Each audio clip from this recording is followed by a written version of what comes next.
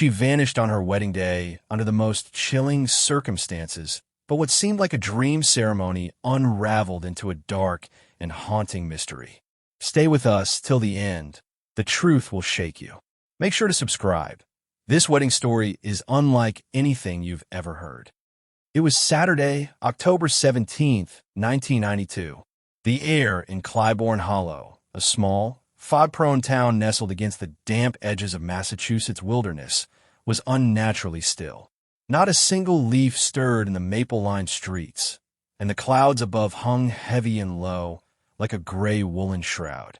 But inside the Fletcher family estate, an old Victorian house with a rust-red roof and wraparound porch, there was nothing still about the day.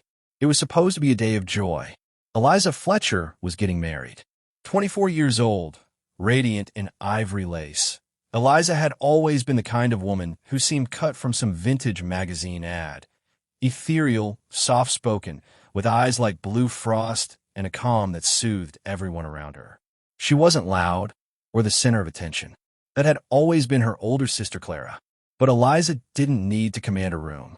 She illuminated it by simply being in it.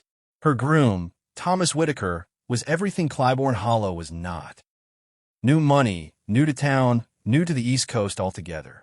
He had moved into the town 3 years prior, after his parents were killed in a boating accident off Cape Cod. He inherited everything. Millions in insurance, properties, a development firm in Chicago, and retreated to the quiet of Clybourne to escape the press. He met Eliza in a local bookstore.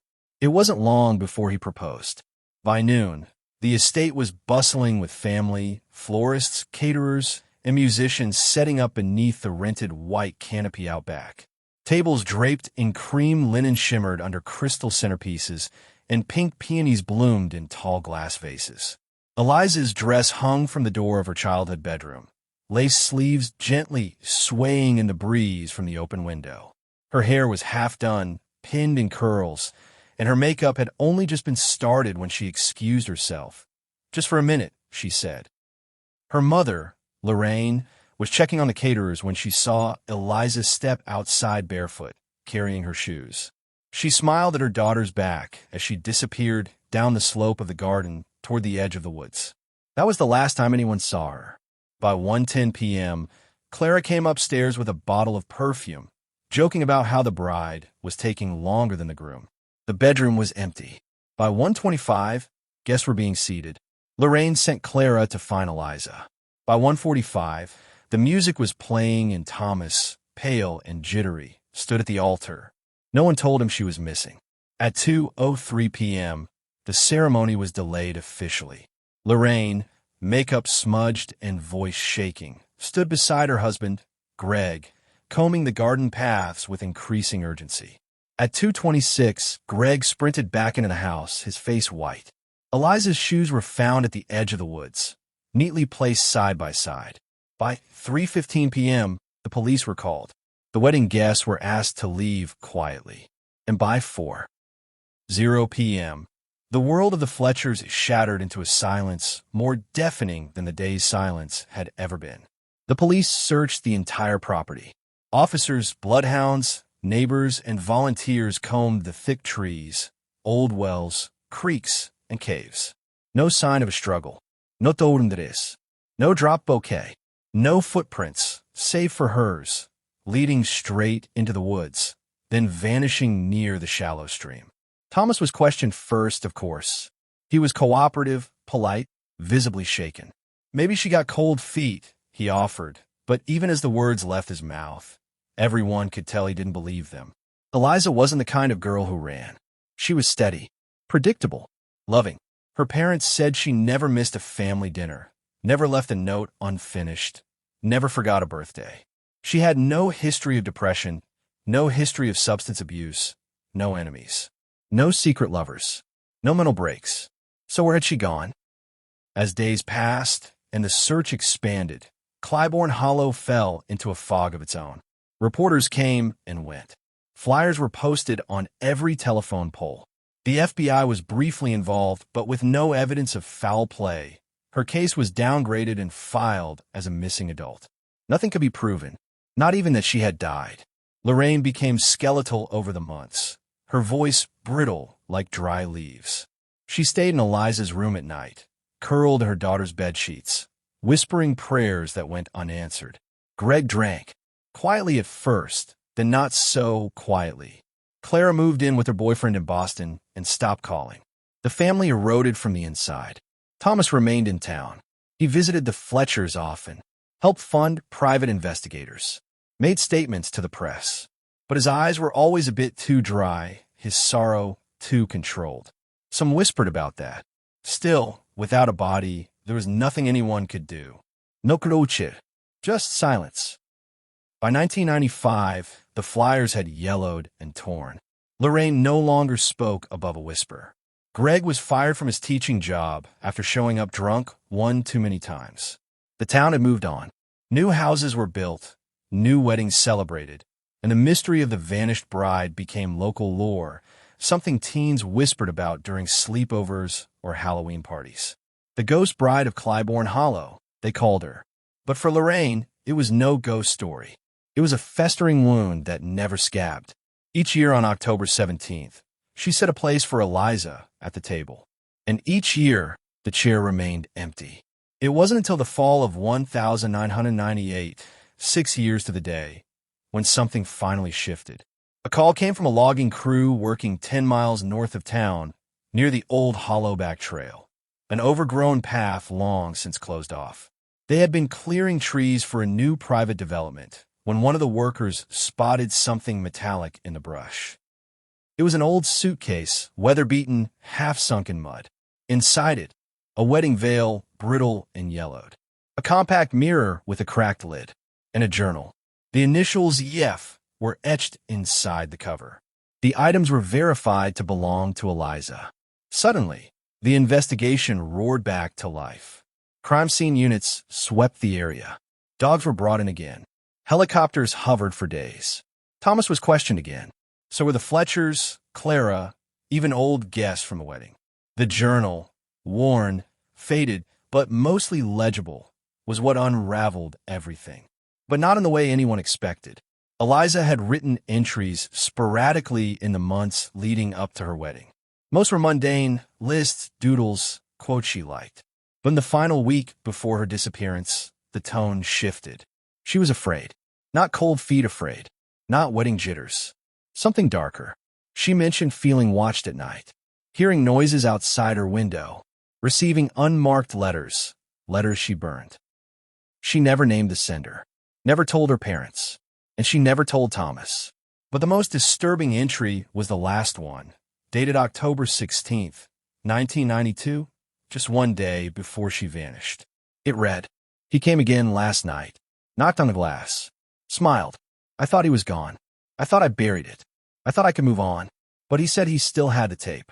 That if I marry Thomas, everyone will know. I don't know what to do. I don't know who to trust anymore. I feel like I'm choking on secrets I never chose to carry. Maybe running is the only way left to breathe." Tape? Buried? Who was he? What was she hiding? Investigators re-examined every person who had contact with Eliza in the year before her disappearance. One name stood out, Peter Callahan, a freelance videographer hired to film the wedding. He had been around the estate for days before the event, capturing rehearsal footage, drone shots, and candid clips. Nobody paid him much attention at the time. But when police went to find him, they discovered he had moved states in 1993 and changed his name. When they found him in Minnesota, he was living under an alias and working in a pawn shop. Under pressure, Peter admitted that Eliza had confided in him days before her wedding, that she feared someone from her past was blackmailing her, someone with a tape from years earlier from her college days in Vermont. He claimed he never saw the tape, that she never said the blackmailer's name. But then why had Peter fled the state after she disappeared? He wouldn't answer that. Not at first. But when police searched his former apartment in Clybourne, in a crawl space behind a wall, they found another suitcase. This one with 3 tapes, all unmarked, and 1 envelope, sealed with wax. The name written on it? Thomas Whitaker. When questioned, Thomas said he had no idea what was on the tapes, that he'd never received the envelope, that Peter must have fabricated it all. But when investigators played the first tape, a different truth emerged. It was grainy, dated March 4th, 1988. It showed a dorm room, laughter, drinking. Then it showed Eliza, barely 18, crying, and a man, his face only visible for a few seconds, arguing with her, yelling. The timestamp showed 2:03 a.m., and the man, despite the poor quality, was unmistakably Thomas. He was never in Vermont. That was the official story. But the video proved otherwise. And suddenly, everything unraveled. The news broke like a thunderclap through Clybourne Hollow. On October 25th, 1998, local channels aired grainy stills from the unearthed video, blurred to obscure Eliza's face, but clear enough to ignite public fury. The man, Thomas Whitaker, had lied about his past. Lied about where he was that spring in 1988. Lied to the police. Lied to Eliza's family. For the Fletchers, it wasn't just a betrayal. It was a second burial. Lorraine collapsed when the footage aired. Greg punched a mirror in the garage and didn't come out for hours. Clara rushed home from Boston and stayed up all night, rereading every letter Eliza had ever written her, searching for some coded cry for help, some sentence she had missed. But there was nothing, just silence. For 6 years, they had let Thomas into their home, let him sit at their table, let him speak at the candlelight vigils. Now they realized they'd been entertaining the man their daughter feared most. But what did Eliza mean when she said she buried it? What was on the other tapes? Why was she being blackmailed? And if Thomas had something to hide, why propose at all? The envelope marked with his name held a letter, and what was inside only darkened the mystery. The handwriting was unmistakably Eliza's. Thomas, I didn't want this. I never wanted to use this against you, but you left me no choice. I asked you to stop. You promised you would. You lied. If anything happens to me, they'll find this. Maybe then, someone will see you for what you are, not what you show them. Oui. The second tape was worse than the first. It didn't show Eliza, but rather a hidden camera angle in what looked like an office. Papers, a diploma on the wall, some filing cabinets. The timestamp was June 11th, 1988. Thomas again, this time alone, going through someone's desk, stuffing documents into a leather bag. He doesn't notice the camera. His movements are confident, practiced. Later research showed it was the registrar's office at Vermont Elm College, the same one Eliza had attended briefly before transferring out. The man whose office it was, Gregory Hensley, had been fired that same summer over a forged scholarship scandal. Never proven, but suspected. That changed everything. Suddenly, the picture of Thomas. The grieving fiancé, the humble millionaire turned small-town romantic, fractured. He had a record, a sealed juvenile record in Illinois. A false identity when he first came to Massachusetts. He'd used his mother's maiden name for the first 6 months before reverting back. It wasn't illegal, but it was enough to raise eyebrows now. He had been in Vermont in 1988. He had known Eliza long before he claimed. And somehow, no one had known, not even her parents. Digging deeper, investigators uncovered that Eliza had briefly dated a man in college during her first year, a relationship that ended abruptly, right around the time she dropped out. Her roommate at the time, Angela Morehouse, was tracked down in Oregon. She remembered a man named Tom, or maybe Tim. Eliza never talked about him in detail, only that he was wrong and persistent. Angela recalled one night when Eliza came home shaking, refusing to talk, locking her door behind her. That was the last time she ever spoke about him. So the question now wasn't just where Eliza had gone. It was what Thomas had done to her. He wasn't arrested. Not yet. The evidence was mounting, but it was circumstantial. No body. No direct link to a crime. No proof he had hurt her. But the town turned cold. Thomas stopped appearing in public. His home, formerly a pristine colonial on the hill, became shrouded in drawn curtains and locked gates. Graffiti appeared on his mailbox one night.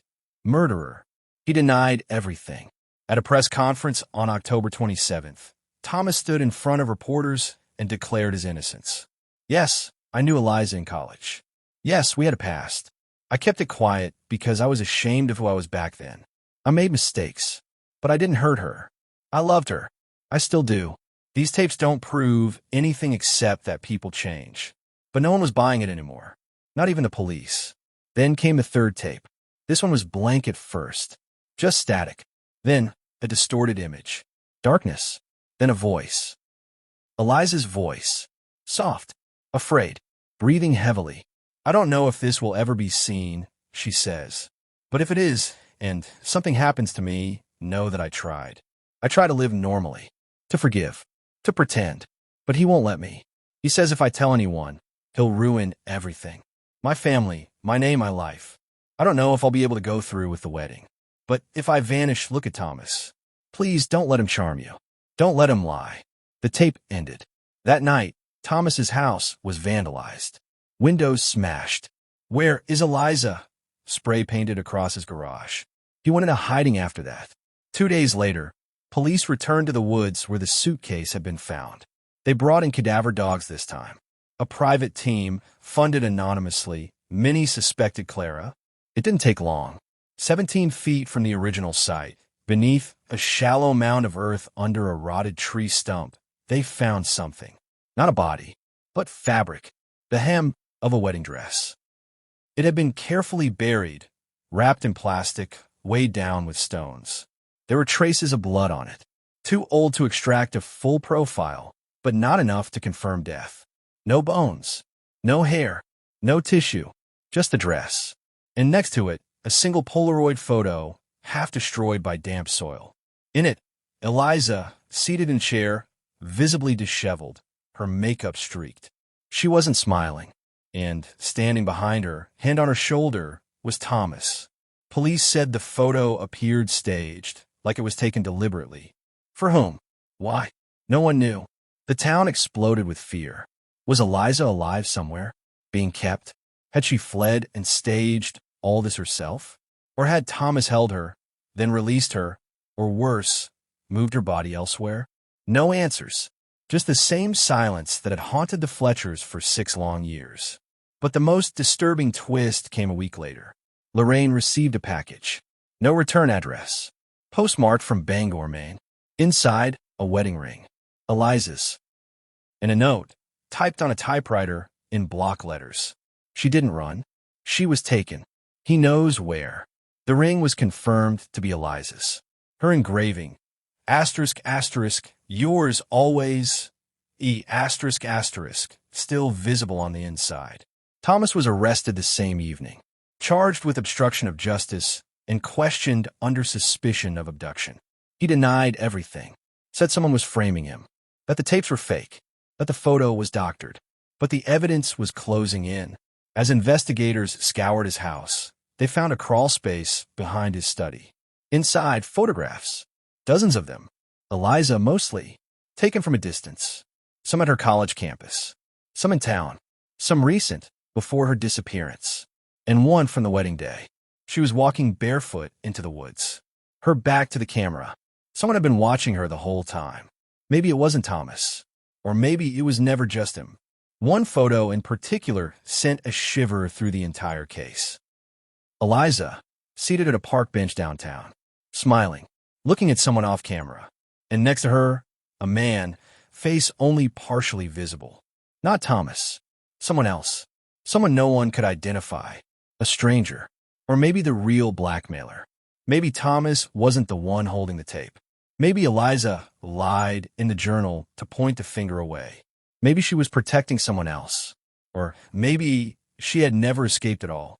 That night, Clara stood in Eliza's bedroom and looked out the same window her sister had once stared through, down toward the edge of the woods. She didn't sleep. None of them did. Because the truth was now a question that clawed at their minds like a restless ghost. If Thomas didn't take Eliza, who did? And why had they waited 6 years to send a message? By early November 1998, the air in Clybourne Hollow had shifted. Gone were the rumors of cold feet, the whispered gossip about a runaway bride. In their place came something far more chilling. The realization that someone had been orchestrating this nightmare all along. That Eliza Fletcher's disappearance was not the act of a frightened woman escaping her own wedding, but the calculated silencing of someone who knew too much. Thomas Whitaker, now in police custody, refused to speak beyond repeating his rehearsed denial. "I didn't take her. I didn't kill her. I didn't send that ring." But even as his lawyers fought to suppress the tapes and exclude the envelope, investigators were chasing down the new lead: the photo of the man sitting next to Eliza in the park. The image was blurry, his face turned just enough to make recognition difficult, but he had a distinct scar running from his jawline to the curve of his neck. That scar became the key. After releasing the image to the press and receiving over 200 false tips, the breakthrough came not from the public, but from an unlikely source. A retired teacher named June Prentice called from a memory care facility in nearby Bellstone. Her voice trembled, but her mind was sharp. "I know that boy," she said. "That's Nicholas Grady. I taught him. That scar? He got it after a fire in his uncle's barn. Nicholas Grady." The name didn't ring any bells for the Fletchers, or for Clara. But when police pulled old yearbooks and property records, a path began to form. Nicholas had lived in Clybourne Hollow briefly in the late 1980s. Just 2 years. His family owned a small farmhouse near the Western Woods before selling it and moving north. He had attended Clybourne High for 1 year before being expelled for behavioral incidents that had been redacted from school files. But one connection stood out. He had lived across the street from the Fletchers, directly across, when Eliza was 16. It was Clara who remembered him first. Late one night, curled on her couch in a storm of guilt and memories, she said, almost absently, "He used to stare from the fence. I caught him once, watching Eliza from behind a tree. She thought it was weird, but we laughed it off. God, we laughed it off." They dug deeper. Nicholas's record was messy. Petty theft, trespassing, assault allegations in Maine that were dropped due to lack of evidence. But no charges had ever stuck. He'd moved often, held no stable job, and hadn't used his real name in years. Then came the most disturbing discovery. In 1991, just 1 year before Eliza's wedding, Nicholas Grady had legally changed his name to Peter Callahan, the videographer, the same man who filmed Eliza's wedding. The man who fled the state in 1993. The man who claimed Eliza confided in him. He wasn't just a stranger hired by chance. He had inserted himself into the very heart of the event he had been orchestrating from the shadows. Eliza's stalker had filmed her wedding. The revelation was so grotesque that it took days for the police to process it. And by then, Nicholas was gone. Vanished. An old neighbor in Maine said he'd packed up his trailer days earlier after news of the tapes broke. Said he looked rattled, more paranoid than usual. He left no note, no forwarding address. But the fact that he had sent the ring, if he had, meant he was still out there, watching, playing a game he'd been perfecting for years. The press turned on the police. How had they missed this? How had they allowed the most critical suspect to walk away under a fake name? Greg Fletcher wasn't surprised. He stood outside the police station and lit a cigarette with shaking hands, his voice flat. They never looked hard enough. Not in 92. Not in 93. They assumed she ran. They assumed she broke his heart. But she didn't. They broke ours. For Lorraine, it was the end of something essential. The belief that justice could still be found within the system. She stopped answering calls. She stopped eating. She rarely left the house, except to sit at the edge of the woods where Eliza's veil had once been found. That winter, snow fell harder than it had in a decade. And with it, so did what remained of the Fletchers' hope. Until January 1999, a young woman in Dover, New Hampshire, came forward. Her name was Hannah Quinn, and she worked as a clerk at a gas station. She had seen the photos of Nicholas, now released publicly, and recognized him immediately. He had come into her store twice, once in late November, then again in December. Each time he paid in cash. Drove a gray truck with out-of-state plates. Said little, but she remembered the scar. And more importantly, she remembered the manila envelope he left behind. She found it under the coffee station after he left. No name, no markings. Inside, photographs. Dozens. Of Eliza. Some taken years before. Some from the wedding. Some newer. Hannah had turned them in to her manager, who had shrugged it off. She threw them away after a week of no one claiming them. But there was one she kept, out of instinct. A photo of a small log cabin deep in the woods. No people, just trees, snow, and a red door with a horseshoe nailed to the top. Police traced the image to a hunting cabin deep in the Allagash Forest, over 120 miles north of Clybourne Hollow. It had been abandoned for years. No electricity, no running water. The nearest town was 50 miles away. They found it in February. Inside, they found the remains of a cot, a stove, old canned food. And in the back corner, under the floorboards, a small wooden box. Inside the box, a lock of blonde hair, a single ballet slipper, and a tape. This one different than the others. It was dated November 1993. It showed Eliza, alive. She was thin, gaunt, her hair longer, eyes distant. She was seated at a table, wrapped in a heavy sweater. She didn't speak. The camera stayed on her for nearly 3 minutes. Then it cut out. There was no timestamp, no voice, but it was her. She had been alive, at least a year after she vanished. That changed everything. The FBI reclassified the case. A multi-state search for Nicholas Grady began. He became a ghost, untraceable and banked, unconnected to the world. But now they had enough to reframe the entire narrative. Thomas had lied about knowing Eliza in college, about his past, about the envelope, but he hadn't taken her.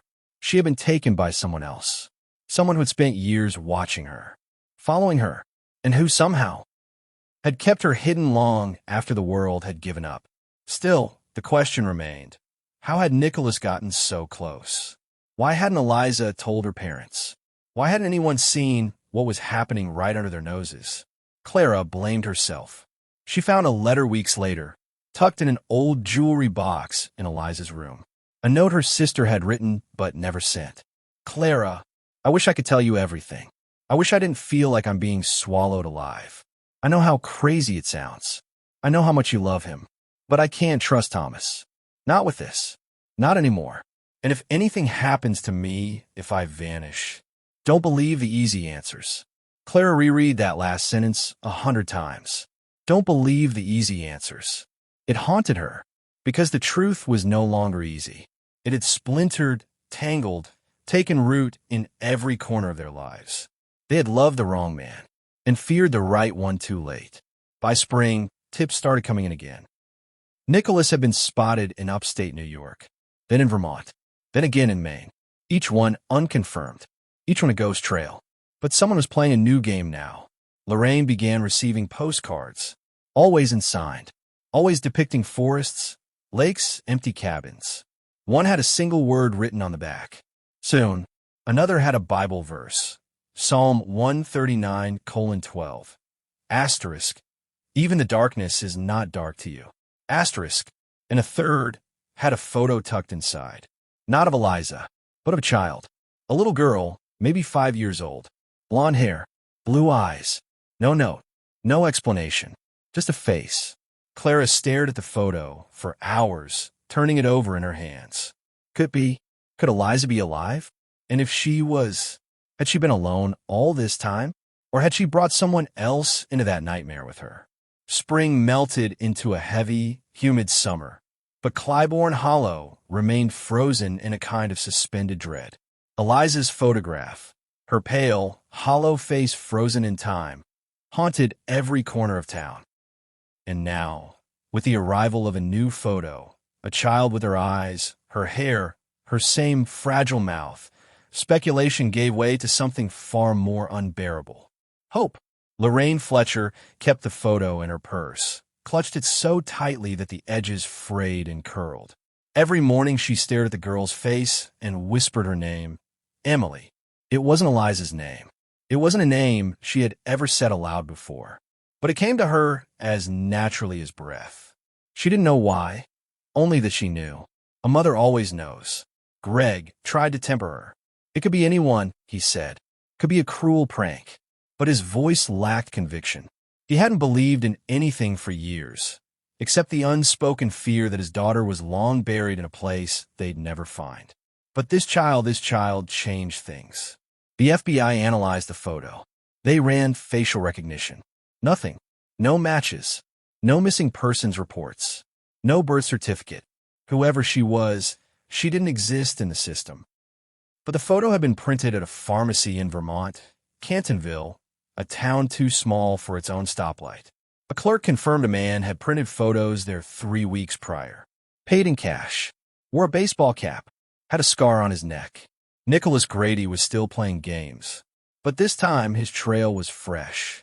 Agents descended on the forests near Cantonville, sweeping abandoned cabins, animal traps, deep ravines where light never reached the forest floor. They found remnants of fires, scattered footprints, the remnants of a child's toy, an old wind-up horse with chipped paint. Then came the message. Typed. Delivered to the police in an unmarked envelope. You keep coming too close. She's mine now. There's no place for her in your world. The Fletchers weren't told immediately. Clara found out first, from a detective she'd bribed with information about the tapes. She burst into the house late one evening, breathless, waving the message. Lorraine collapsed. Not because of the words, but because they confirmed what she now feared more than anything. That Eliza hadn't died. She had lived, in hiding, in captivity, in silence. And that somewhere out there, a little girl existed who had never seen the sun without fear. But there was something else, something Clara kept to herself for days. The man who dropped off the envelope had been caught on a security camera 2 blocks away. His face was turned, but visible enough to confirm the worst truth yet. It wasn't Nicholas Grady. It was Thomas Whitaker. He had been released on bail months ago, under conditions of house arrest and psychiatric evaluation. And for weeks, he'd complied. Then, in late June, he vanished. Clara hadn't told the police yet. She told herself she needed time to think, to understand, to breathe. But really, she was afraid. Afraid that if she revealed the truth, they'd never see her sister, or that little girl, again. She went to his old house. Empty. The furniture had been sold, the windows boarded. But in the basement, she found something wedged behind the furnace. A journal. It was Eliza's. Not the one found in the suitcase, but a second one, newer, written in fine pencil, the handwriting shakier. It began in early 1994. Day 23. I asked him to stop calling me Eliza. He won't. He says it's who I am, that the outside world is poison, that if I go back, they'll all hate me. I don't believe him. I think I had a dream about my mother. She was wearing yellow, but I don't know if it was real. There were dozens of entries, some coherent, some confused, some angry, some loving. Day 117. He made stew again. He smiled at me. He said when the world's ready, we'll return. That we're special, that the girl is chosen. I don't want to believe him, but I'm so tired. Then one entry, undated, smeared by water. I thought it was over, but it wasn't. The other man came back, the one with the camera. They argued, yelled. I held the child while they fought. I told her not to cry. I don't think she understands words yet. I think she looks like my sister. I think I don't remember my own face anymore. Clara read those pages a dozen times before telling the police. She didn't sleep for 3 days. The implications were horrifying. Eliza had been held, possibly by both men, possibly traded, and she had given birth to a girl. But when? And which man was the father? The FBI issued a dual manhunt. Both Thomas Whitaker and Nicholas Grady were now considered fugitives. Both had been sighted in overlapping areas of Vermont, Maine, and western Massachusetts, and both were connected to Eliza's disappearance. But then the trail went cold. Again, weeks passed, then months, until September. A storm blew in from the north, flooding the back roads of Hollowback Trail. A ranger doing damage assessment found an old shack half-collapsed beneath a tree. Inside, blood, dried old, and a name, scratched into the wall again and again. Emily. Underneath it, a lock of blonde hair tied in ribbon, and taped to the wall beside it, a final photograph. Eliza. Older, 30 maybe, her hair longer, her face worn, but still hers. She stood outside a cabin, hand on the shoulder of a little girl. The child's face was scratched out. The photo was dated August 23rd, 1999, only 2 weeks old. She had been alive just days earlier. This time, Clara broke. The photo destroyed something in her. The knowledge that Eliza had been right there, so close, still holding on, and still beyond reach. She drove alone to the edge of Hollowback and stood in the mud, rain falling, whispering her sister's name until morning. But it wasn't grief that came to her in that dawn. It was resolve, because in the shadows of that photo, Clara had recognized something no one else did. A carving on the edge of the cabin's doorframe. 2 initials. C.F. ***. Clara Fletcher. She had carved them herself when she was 15, the summer her family rented that same cabin for a weekend retreat. Eliza had held the flashlight while she used her father's pocket knife. That cabin had been theirs. Eliza had returned there, not by chance, but by choice. And suddenly, everything changed. By the winter of 1995, time had weathered everything.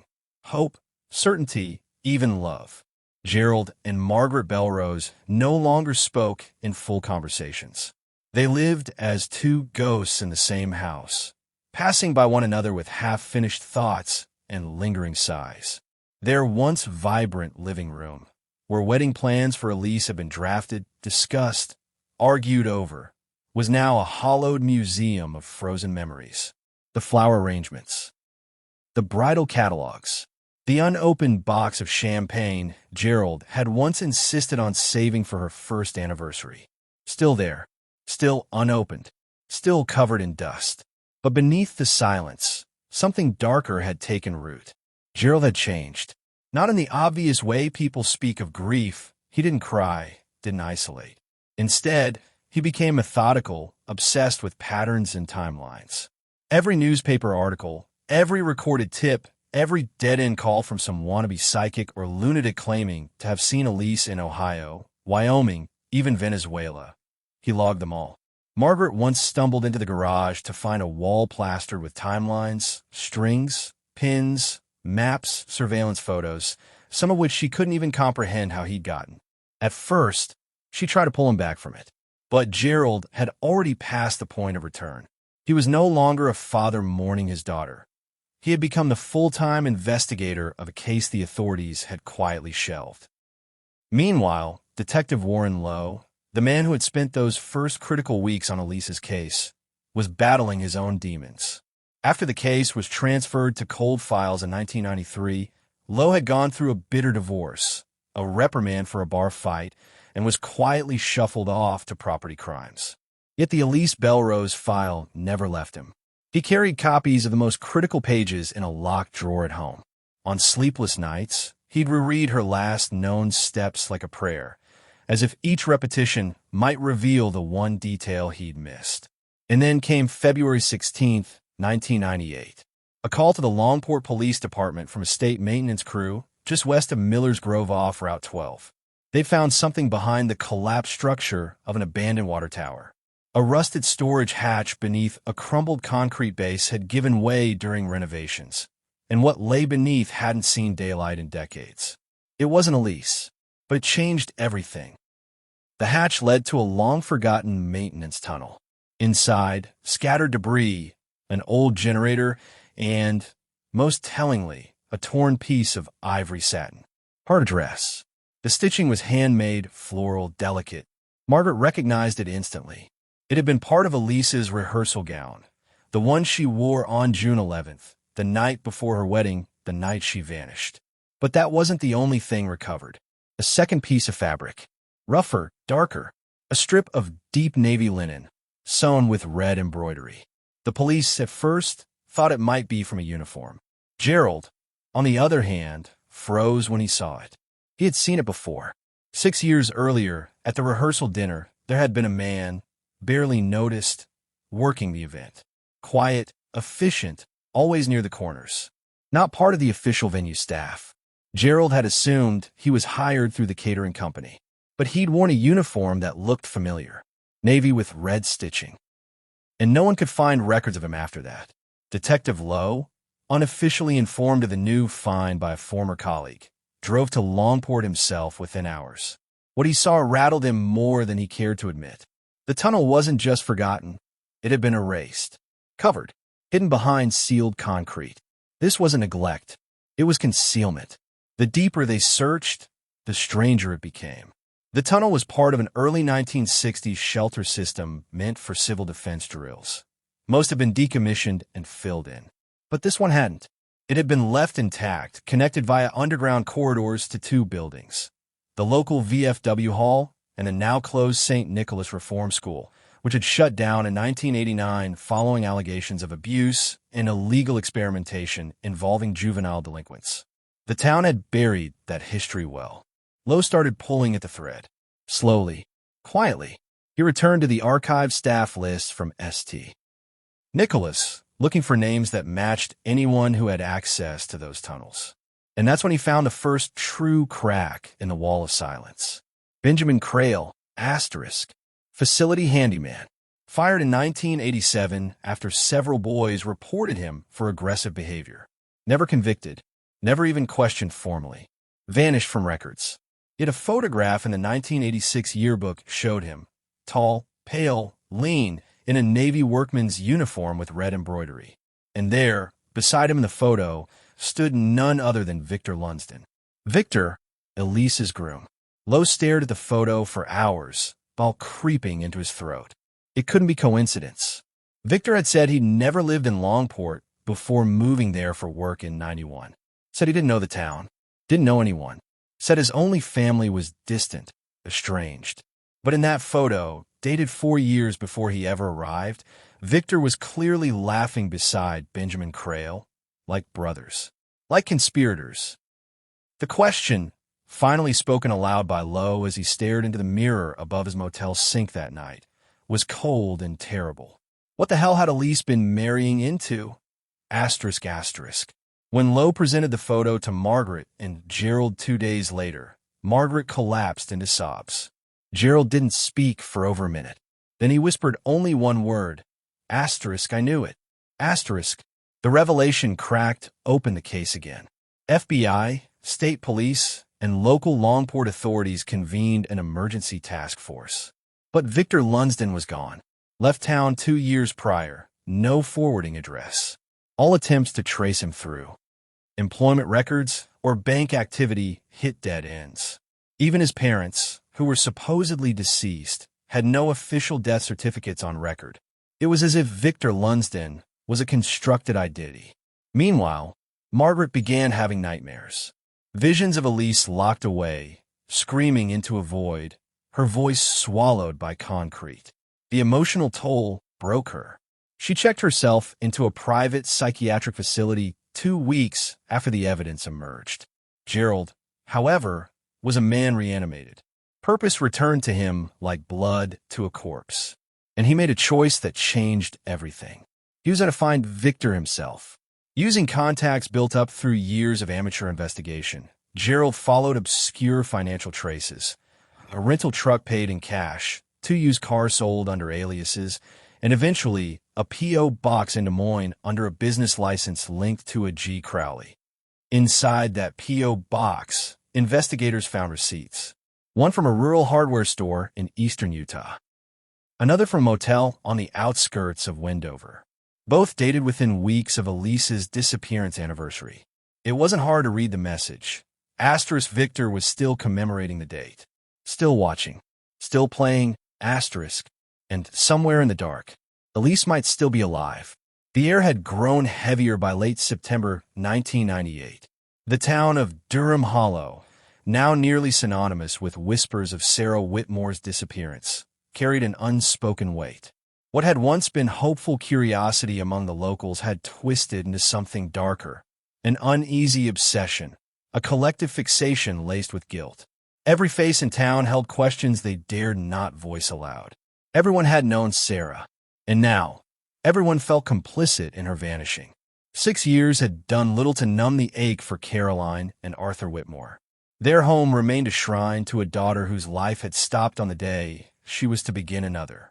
Sarah's room was untouched. Her gown still hung in the corner, preserved behind plastic like a ghost waiting to be released. The parents' grief had become ritual. Every Sunday morning, Caroline placed fresh white roses on the altar at the chapel she used to attend with her daughter. Arthur walked the trail behind their house alone, hoping for signs that never came. Until now, the letter arrived without return address. Just a small, cream-colored envelope slipped into their mailbox sometime in the early morning hours. Arthur found it as he was heading to his truck, his tired fingers fumbling to open it, expecting perhaps another cruel prank from someone who thought they were being clever. But the note was short, typewritten, cold. She is alive. He never told the truth. Look in the place he feared most. Arthur froze. He read it again, then again. The hands that held the letter shook so violently he had to brace himself against the truck's fender. His mind spun, reaching back through 6 grueling years of silence, confusion, and dead ends. Who was he? Arthur and Caroline brought the note to the police that morning. Detective Avery Monroe, now head of the cold case division and long since obsessed with Sarah's disappearance, took one look at it and went still. She immediately requested the letter be scanned, tested, and cross-checked against previous correspondences. The FBI had stopped direct involvement years ago, but Monroe still had contacts. She knew the kind of fire this letter could reignite. She also knew what it could destroy. The message, vague as it was, cracked open something she hadn't dared examine in years. The groom, Elliot Granger. In the months after the disappearance, Elliot had stayed in town, defended himself repeatedly in interviews and interrogations, and eventually moved away. But Monroe remembered things, quiet things, like the way his hands always trembled during questioning, or how his eyes darted any time Sarah's name came up, or the one time he mumbled to himself while leaving the station, unaware her recorder was still running. That tape still sat in her drawer, untouched. Monroe retrieved it that night, replayed the static-laced audio. I told her not to go near that place, not after what I saw. Asterisk. What place? Where? The next morning, Monroe paid a visit to Elliot's mother, Geraldine Granger. The woman had aged fast, grief and scandal drawing lines across her face like carved stone. She hadn't spoken to her son in over 2 years, and she didn't care to start again. But she did share one strange thing.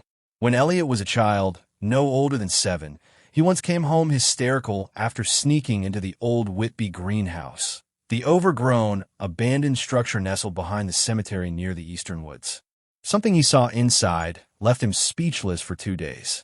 After that, he refused to go near the place again, even as a teenager. Geraldine remembered it clearly because it was the first and last time her son wet the bed at that age. The Whitby greenhouse, the place he feared most. By Friday, the property had been cleared for reentry. A team of police, led by Monroe, descended on the shattered structure with flashlights and recording equipment. The air inside was sour with rot, glass shards crunching beneath their boots. Vines had overtaken the ceiling and floor alike, swallowing whatever furniture or tools had once occupied the building. And then someone called out. A hidden staircase, barely visible beneath the collapsed flooring in the northwest corner, led down into a basement no one remembered existing. And in that darkness, among mold-covered bricks and rusted gardening tools, they found a door. Heavy, locked from the outside. It took 3 men and bolt cutters to break it open. Inside was a room no larger than a pantry. There was no bed, no bathroom, no food. Just a chair, a bucket, and scorched candle wax on the concrete floor. Scratched into the back wall were hundreds, maybe thousands, of tally marks. But no Sarah, not a trace of her. Only the terrible silence of something long left behind. Monroe didn't sleep that night. None of them did. A new letter came the next morning. She's not there anymore, but someone saw her. Asked the groundskeeper at St. Helens Cemetery. He knows the secret. He's always known. That was enough. The old groundskeeper, Wallace Trenner, was brought in within the hour. A wiry man in his 60s with sun-leathered skin and nicotine-stained fingertips. Wallace had worked the cemetery since 1979. He was well known in Durham Hollow. Respected, trusted, but something in his eyes flickered when Monroe presented the note. I don't know what you're talking about, he said, but his voice cracked. He swallowed too hard. Under pressure, Wallace finally broke. He confessed that 6 years ago, on the night after Sarah vanished, he saw a figure wandering the cemetery near dawn. A woman in a torn dress, crying, drenched in sweat and dirt. She collapsed near the angel statue that marked the cemetery center. Wallace had gone to help her. She looked at me like she knew me, he whispered. But she didn't say a word.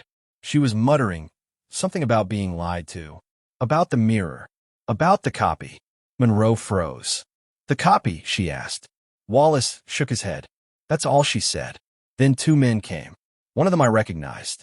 He used to hang around town. Drove a black Lincoln. I never saw her again. What was his name? Monroe asked. Wallace hesitated. Silas Grange. Monroe's chest hollowed. Silas Grange. Elliot's estranged uncle. A man never questioned, never connected. Until now. The rain that night came hard. Sheets of water pounded against the tin roofs of the remote homes on the outskirts of Townsend Hollow, now a shadow of its former self. For years, the town had worn its sorrow like a second skin, and the discovery in the old foundation beneath the chapel had only pulled the stitches from wounds long scabbed over. With Lorna's journal now in evidence custody and the name, Houseman, freshly carved into the town's collective memory, the storm outside felt prophetic, like something old and buried was rising with every thunderclap. Sheriff Melrose stood in the center of the former chapel basement again, this time surrounded by investigators, floodlights, and officers combing the dirt with gloved fingers. The journal had opened doors into a forgotten part of the Hollow's past, most notably a forgotten family, the Housemans. And yet, there are no census records, no land deeds, no photographs. The name existed like a breath behind the curtain, something always felt but never seen. It was Agent Ruiz who noticed a door, tucked behind what used to be the old baptismal pit, now rotted and collapsed, was a narrow passage. Wooden and soaked, concealed by years of soot and grime. The authorities had missed it the first time. It hadn't even been on the architectural blueprint. But now, lit under flashlight, it pulsed with moisture and secrets. Sheriff Melrose gave the order to proceed. What lay beyond was worse than anyone had imagined. A set of crude stairs descended into what could only be described as a root cellar, but it was far larger than any farm storehouse. Walls were lined with crumbling shelves, each labeled with faded dates. June 1991, November 1989, May 1992. Jars filled with murky contents, strands of hair, scraps of cloth, animal bones, and photographs. Hundreds of them, stuck to the back wall like trophies. Some were wedding photos, torn and reassembled. Some looked like surveillance shots, unsettling close-ups of brides and grooms from across the state. But one photograph sat framed beneath a pane of cracked glass. It was Lorna, not on her wedding day, but before, weeks before, taken without her knowledge. She was walking through a boutique in town, unaware of the lens following her. The frame beneath had a small label etched in perfect cursive, chosen. Ruiz's stomach flipped. This wasn't random, she whispered. They found more beneath the floorboards, diaries, coded ledgers, and personal items that had been missing from at least 6 other cold cases across 3 counties. Some of the entries mentioned sacrifices, orders, and blood debts, though none of it made coherent sense.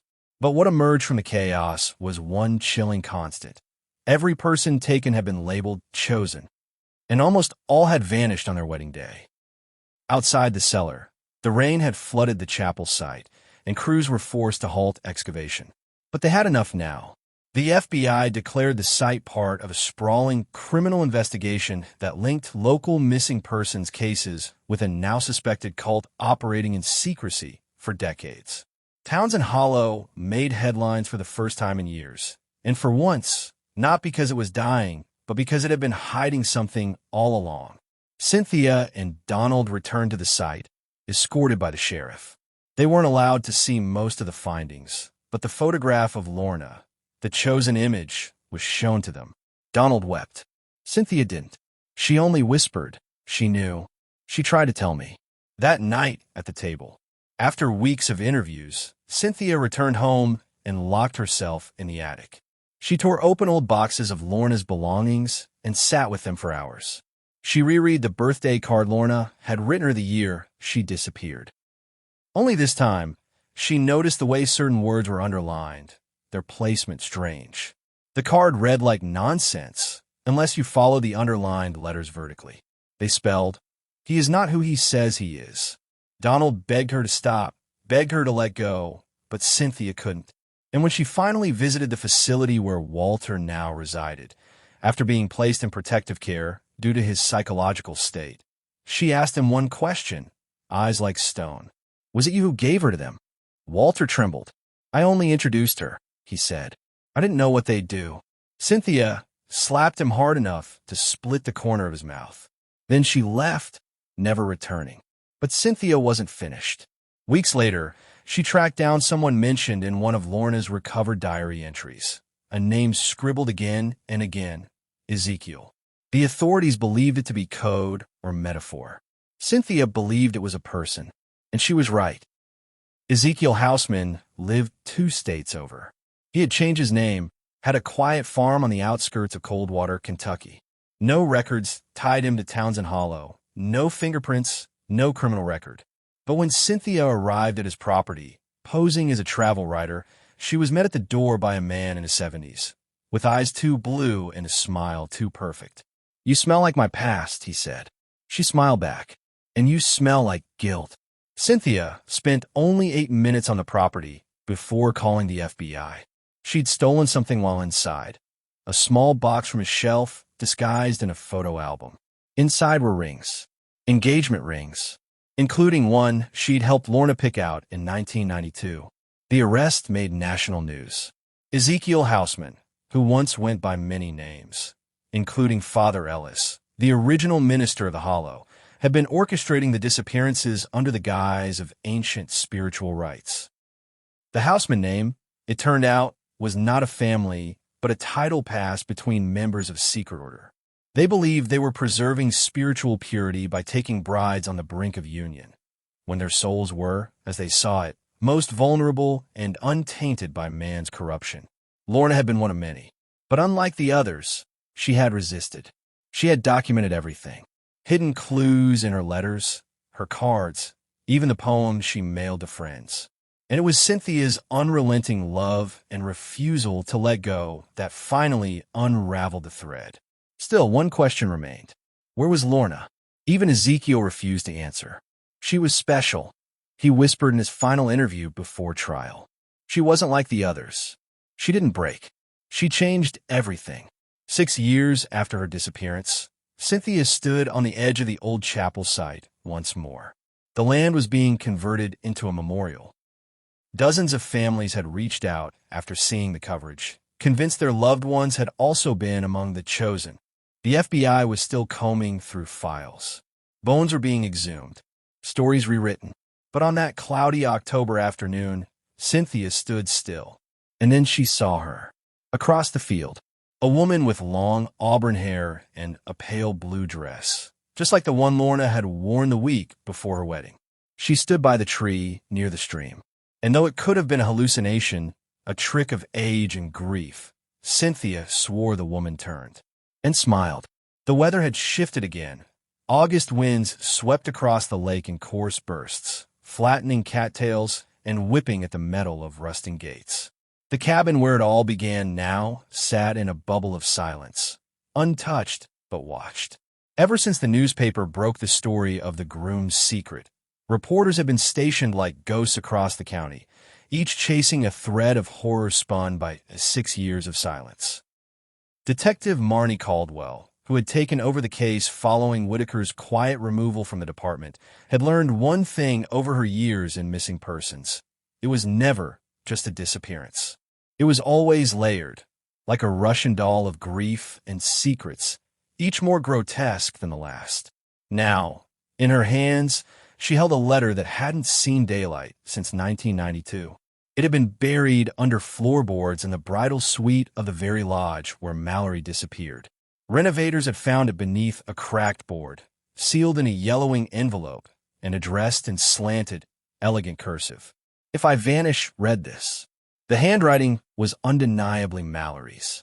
She read it once, then again, and then she closed her eyes. Across town, Jack's father sat in his car outside the community center, his eyes bloodshot and hands trembling. The years hadn't been kind. He'd outlived his wife, who died just 6 months after Mallory vanished. Some said from heartbreak, others from guilt. Nobody ever asked him directly what he knew.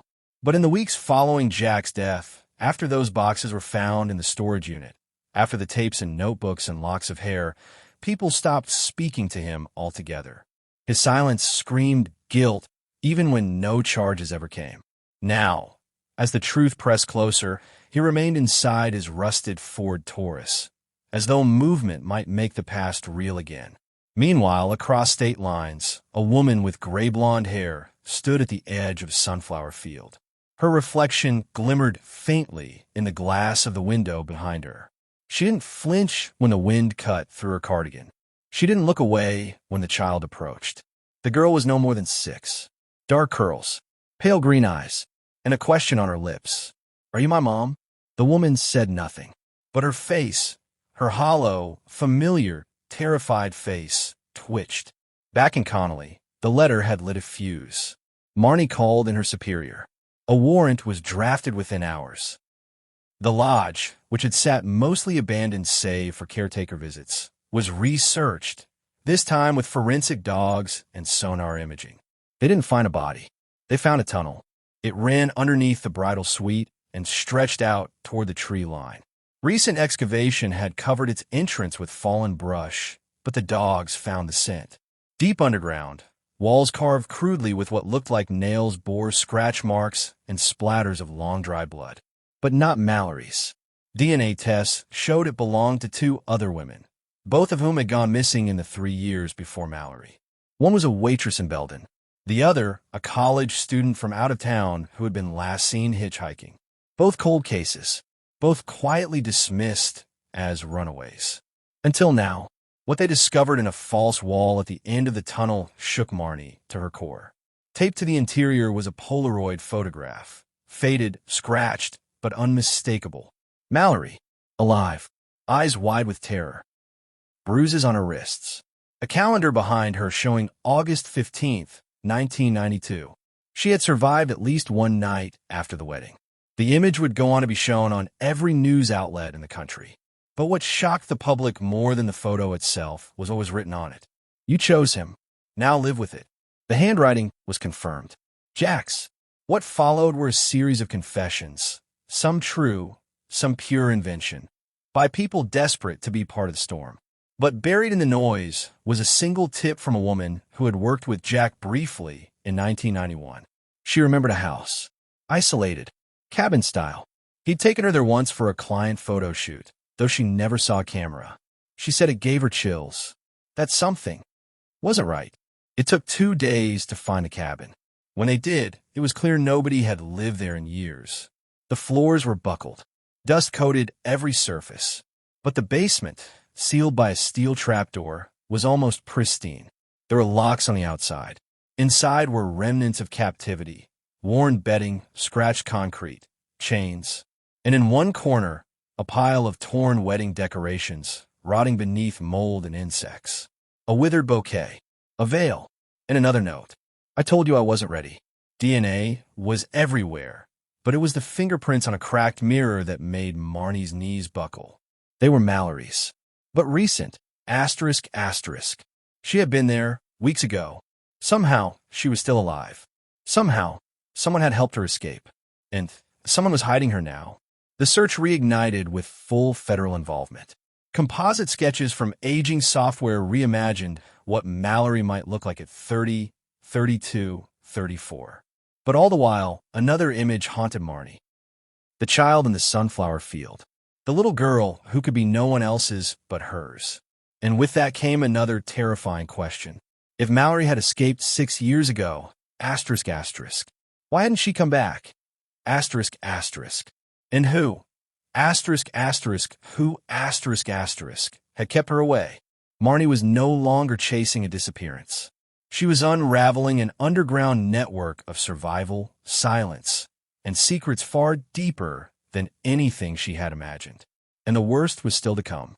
When Ava stood beneath the dull glow of the attic light inside the abandoned Cross Hollow church, something in her spine locked. She didn't know if it was fear, the weight of years of uncertainty, or simply the realization that what she had long assumed was buried wasn't. The air was thick, not dusty or moldy, as one would expect from a building in use since the late 90s, but still stagnant. Like time itself had paused the second Valerie's name was last uttered inside these walls. Ava pressed her palm to the wood paneling, her breath hitching. She could feel it. The memory of her sister had never left. It lingered like an echo, vibrating through the floorboards. Detective Keller stood a few steps behind her, flashlight raised. "You all right?" "No," she whispered. "But keep going." In the weeks following the warehouse revelations, after those tapes had surfaced and the truth about Jonathan's secret meetings had clawed its way into the open, everything had shifted. The image of the grieving groom was forever altered. Now they saw him as something else entirely. A man who lied, a man who concealed, a man who very likely had never lost Valerie, because maybe, just maybe, he always knew where she was. What began as renewed curiosity quickly evolved into full-blown frenzy. Journalists emerged like moths from ash, their pens dipped in blood, clawing for details. Old friends reappeared. Former suspects re-questioned. But the most haunting reappearance came from the tapes Jonathan kept locked away in a safe, found only after his late father's estate went into probate. It wasn't just footage of him and Valerie arguing. It was of someone else. Another woman, nearly identical to Valerie. Same height, same delicate jaw, same way she tucked her hair behind her ears. But not her. This woman had never been identified. And in one clip, Jonathan whispered something chilling. Asterisk, she'll be gone before it matters. And no one will know the difference. Asterisk, that clip reignited the investigation from the roots. But now, standing in the church, Ava wasn't sure what she hoped to find. 6 years of absence had taught her that answers don't always come in clean packages. Sometimes they crawl out of the dark, trailing rot and regret. Keller moved ahead, pushing open the warped door that led behind the altar. The space was gutted. Cracked plaster, mildew-streaked windows, shards of what used to be pews. And yet, the far wall was wrong. It was too smooth, too clean. "Here," Keller murmured, pressing his gloved hand against the panel. "Feel this. Doesn't match the rest." Ava stepped closer, her fingers trembling as they followed the flatness of the wall. "Nobody, nodika," just a faint outline of something carved, a rectangle. Keller pried his fingers into the seam and gave a firm pull. The panel snapped open with a groan. Behind it was a crawl space, no more than 3 feet wide. And buried in that darkness, something glinted. She crouched. It took her eyes a moment to adjust, but then she saw it. A small, metallic brooch, shaped like a lily. Her sister's favorite flower. Valerie wore it on her dress the day she vanished. Ava had picked it out for her. Ava didn't cry. Her mind floated above her body, numb, disconnected. The brooch had dust on it, sure, but no cobwebs. No rust. It had been placed here recently. "This place isn't abandoned," Keller said, grim. "Someone's been coming here." He was right. The next hour unraveled a history no one had prepared for. Hidden beneath loose floorboards was a narrow spiral staircase, leading downward. It wasn't on any blueprints. The church had been built in 1913, and yet no record of an underground extension existed. Even stranger, the space below wasn't quite a basement. It resembled a bunker, complete with reinforced walls and aging, but functional electricity. Inside were shelves lined with journals. Handwritten, dozens of them, and every one of them, according to the first page, was written by Valerie. Ava dropped to her knees, opening the first volume. The ink was smudged in places, but legible. Day 1, he said I had to disappear, that no one would understand, that I'd ruin him if I stayed. I laughed, thinking he was dramatic, but the way he looked at me, like I was already gone, scared me more than I can explain. I think I'm in danger, but I'm also pregnant, and I can't leave until I know what he wants. Asterisk. Ava couldn't move. Keller leaned over her shoulder, the silence between them heavy. One journal after another revealed the same theme. Valerie had gone into hiding. Forced but not chained. Manipulated but not physically imprisoned. Jonathan had taken her to the church 2 weeks before the wedding. When Valerie had confronted him about embezzled funds she accidentally discovered while preparing their joint financial accounts, he panicked, told her everything, pleaded for time, then promised to fix it if she would just stay hidden. The wedding was never meant to happen. It was the distraction, the alibi. Jonathan planned a very public ceremony, invited hundreds, only so he could grieve afterward. He convinced Valerie to stay in the bunker under the guise of protection. If you come forward, the people I owe will kill us both. And Valerie, scared and newly pregnant, stayed. She wrote daily about how she missed her parents, about how Jonathan brought her food, books, music, how he wept one night, drunk, apologizing for ruining her life, then vanished for 3 days. When he returned, he was cold, distant. Eventually, he stopped visiting altogether. Valerie stayed for almost 4 months, alone, starving, losing hope. Then one day, someone else opened the trapdoor. But that was where the final journal ended. No name, no identity, no description, just this. Day 112. Someone else came. Not Jonathan, but I knew his face. From the warehouse. He said something I still don't understand. You were never the one we needed. Then he smiled, and everything went dark. Asterisk. Valerie's writing stopped there, and the next 6 journals were blank. Ava stood up, breathless. Where is she? She escaped, Keller said. Or she was taken. But someone knew about this place. That someone still knows. 2 weeks later, a breakthrough came from an unlikely source. One of the blank journals had a faint imprint, writing once pressed into the page, but later erased. Forensics pulled a single line from it. If anyone finds this, go to the asylum records. 1993. Room 8C. Asterisk. It was the next lead, one Ava never would have considered.